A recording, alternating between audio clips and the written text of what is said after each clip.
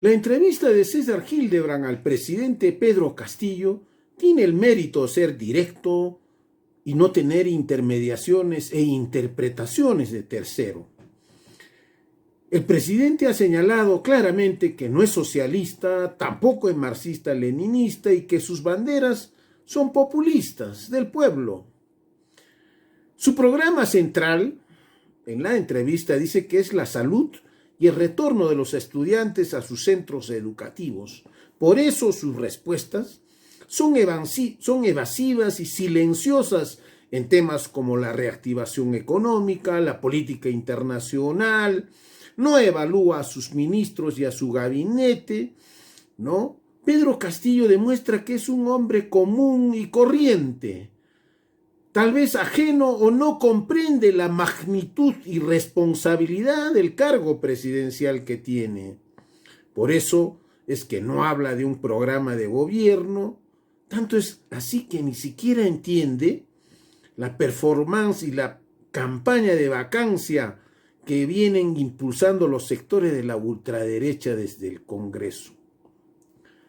Pedro Castillo, ya a meses de su juramentación, se ratifica muy afín al populismo de estos tiempos. Es una especie en la academia política que llaman el cesarismo o el bonapartismo.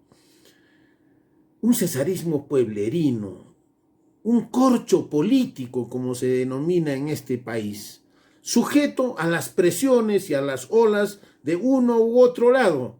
Presiones desde la derecha, presiones desde la izquierda, presiones desde los empresarios o de la sociedad. Por eso decíamos que en su gabinete no existe un mini plan de gobierno. Por eso es que como no hay un norte y no hay o hay incertidumbre, es un gobierno en disputa, un gobierno que es presionado de uno y otro lado. Y lógicamente la tendencia de este gobierno es que va a caminar de acuerdo a las presiones de la coyuntura que se van imponiendo en la realidad política. Por eso es que fracasó Bellido y la actuación de Mirta Vázquez es bastante regular en ese sentido. Pero quienes han logrado entender este populismo, este corcho político, es la extrema derecha. Por eso es que ha radicalizado sus propuestas, sobreactúa en la política, levanta las banderas de la vacancia para asustar al gobernante, nos ha cerrado la posibilidad de la reforma constitucional por la vía del referéndum, bloquea las reformas tributarias y económicas, ¿no? Y por consiguiente ha acosado y ha logrado arrinconar a este gobierno. Sin embargo, Perú Libre también es otro partido que entiende la debilidad populista de Pedro Castillo. Saben que su famoso programa marxista-leninista mariateguista del que hablan en el vacío Cerrón Palomino no existe, no cuenta para Castillo.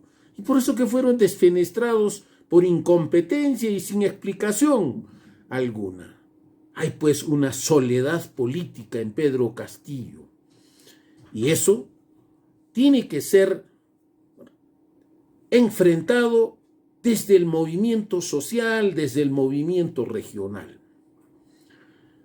Por consiguiente, si nosotros queremos que se cumplan las ofertas electorales, si nosotros deseamos que las agendas regionales en el país sean materializadas y que haya reformas sustanciales en la economía para poner esta economía al servicio del país con una reactivación rápida, lo que tiene que hacer el movimiento social es presionar, es movilizar, es lanzar un conjunto de iniciativas y propuestas políticas, reformas económicas, sociales, etcétera, etcétera, revisión de contratos como el caso de lo que acaba de ocurrir con esta desgracia, ¿no? Con lo que ha pasado en Ventanilla, cosa que ha ocurrido en varias oportunidades en la Amazonía, y Repsol está acostumbrada a burlarse de los peruanos, no asume su responsabilidad nunca, no paga las multas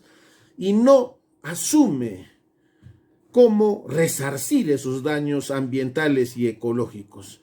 Por eso es un error de la izquierda también, quienes participan dentro del gobierno, el silencio que mantienen.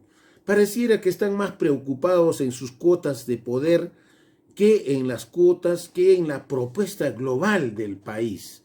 En ese sentido, los ministros que se dicen de izquierda que hay en este gabinete deberían salir a debatir al interior del gabinete frente a los topos serronistas y derechistas que hay dentro del gabinete de Mirta Vázquez, como es el caso del el ministro de Energía y Minas, el de Transportes y Comunicaciones, el de Medio Ambiente, el de Cancillería, que son varios de ellos topos de cerrón que hay en el gabinete y otros de una clara tendencia conservadora.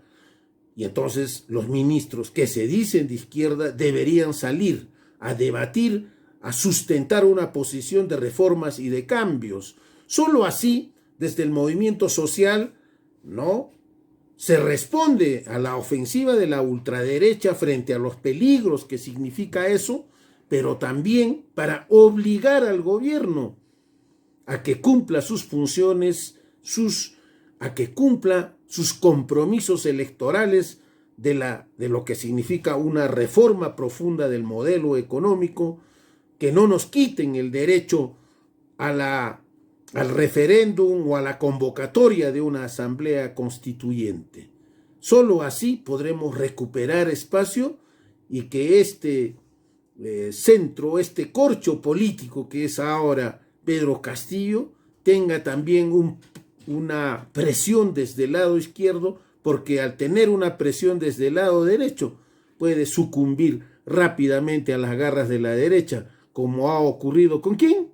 Con Humala.